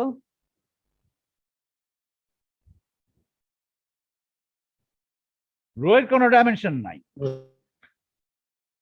কিন্তু ইউএল এর ডাইমেনশন আছে। এই টার্মের ডাইমেনশন কি? ইউএল এর যা ডাইমেনশন সেটাই হচ্ছে এই টার্মের ডাইমেনশন। আর ডান দিকে 3টে টার্ম আছে, 1 গুণ ইউএল, 1 এর তো কোনো ডাইমেনশন নাই, তাহলে এটা ইউএল এর যা ডাইমেনশন সেটা। রো নট এর ডাইমেনশন নাই, রো এর ডাইমেনশন নাই, রো এর ডাইমেনশন নাই, তাহলে ডান দিকে 3টে টার্মের প্রত্যেকটা টার্মের ডাইমেনশন ইউএল এর ডাইমেনশন যা সেটা। ইউএল এর ডাইমেনশন কত? এটা কিভাবে তুমি জানবে? এটা একটা হচ্ছে ইউএল এর শ্রোডিঙ্গার ইকুয়েশন থেকে জানতে পারো, অরিজিন এটাই তো ইউএল এর শ্রোডিঙ্গার ইকুয়েশন, কিন্তু ইউএল এর ডাইমেনশন কিন্তু এটা থেকে আসবে না, ইউএল এর ডাইমেনশন আসবে নরমালাইজেশন থেকে। আরএল কিভাবে নরমালাইজড হয়? RL square R square DR integral equal to 1 square RL star RL R square dr integrate करो तो 1 capital RL square wave function square छोटा सा R square dr integrate छोटा सा R square dr আসলো কোথা থেকে? আমি তো করব psi star psi d cubed r psi star psi d cubed r এটা 1 d cubed r কে কিভাবে লেখা যায়? R square dr d omega চলে যাবে y এর সঙ্গে, y star ylm omega করলে 1, বাকি থাকলো কি? r star r আর ছোট হাতের r square dr equal to 1 তো রিয়েল, তাহলে এটা r বড় হাতের r square ছোট হাতের r square dr, এটাকে লেখো তাহলে u square dr equal to 1, u square dr integral equal to 1, u square dr integral equal to 1, integration করার পরে ডাইমেনশন নাই 1, তাহলে ইউ স্কোয়ার ডিআর করলে ডাইমেনশন নাই, U dimension square length equal to 1 dimensionless. তাহলে ইউর ডাইমেনশন কত? 1 by length ইউর ডাইমেনশন হচ্ছে 1 by square root of length, 1 by square root of length. or root. U স্কোয়ারের ডাইমেনশন হচ্ছে 1 বাই লেন্থ, ইউর ডাইমেনশন হচ্ছে 1 by square root of length. এটা নর্মালাইজেশন থেকে আসলো। The wave function of integral, হ্যাঁ ফাংশনে যখন ডাইমেনশন বের করছেন তখন এটাই আসছে। এইভাবেই করেছিল, এভাবেই তো ডাইমেনশন বের করি ওয়েভ ফাংশনে। আর এর ডাইমেনশন কিন্তু অন্যরকম। আর এর ডাইমেনশন হচ্ছে 1 বাই লেন্থ নাকি length square 1 root over of length by root over of length. ওকে, ওই একটা আর এর তফাৎ আছে আর কি। ইউ ডাইমেনশন হচ্ছে 1 by square root of length. তাহলে আর এর ডাইমেনশন হচ্ছে 1 by length to the power 3/2। U dimension হচ্ছে 1 by length to the power half. এইভাবে দেখতে হবে। ওকে, তাহলে আমরা এখন এই ইকুয়েশনটা সলভ করব। আমাদের পারপাস হবে এখন ইকুয়েশন 12 সলভ করব। 12 সলভ করে আমরা এনার্জি কত জানবো। এখানে আর এনার্জি দেখা যায় না, লুকাই গেছে এনার্জি। এনার্জি ই যেটা, ইটা কোথায়? ইটা কিন্তু রো নটের ভিতরে আছে। এই রো এর ভিতরে এনার্জি আছে, রো নটের ভিতরে আছে। রোটা তো একটা ভ্যারিয়েবল আর রো নট একটা কনস্ট্যান্ট। রো নটের ভিতরে এনার্জি আছে। কিভাবে এনার্জি আছে? রো নটের ভিতরে কাপ্পা আছে, কাপ্পার ভিতরে এনার্জি আছে। কাপ্পার কিভাবে হলো? কাপ্পার ভিতরে এনার্জি আছে, রো এর ভিতরে কিন্তু এনার্জি আছে। এনার্জিটা এখানে। ওকে, এই ইকুয়েশন সলভ করার সময় এই কনস্ট্যান্ট রো নটের মান কি হতে পারে সেটা বেরিয়ে আসবে। রো নটের মান, সম্ভাব্য মান কি হলে সলিউশন। এই রো নটের এটা সলিউশন করার সময় আমি দেখব যে রো নটের যে কোনো মান নিয়ে এটা সলিউশন এক্সিস্ট করে না। রো নটের কিছু মাত্র শুধু নির্দিষ্ট ডিসক্রিট মানের জন্যই সলিউশন এক্সিস্ট করে। রো নট হচ্ছে কাপ্পার ফাংশন।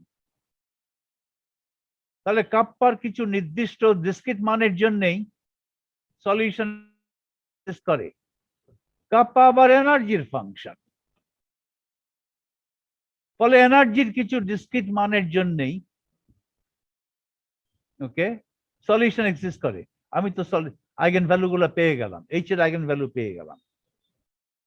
এইচ এর আইগেন ভ্যালু ইটাকে এখন এমন ভাবে ডিফাইন করেছি কাপ্পা যে এখন আর দেখা যাচ্ছে না। ইকুয়েশন লুকায়িত আছে এখানে।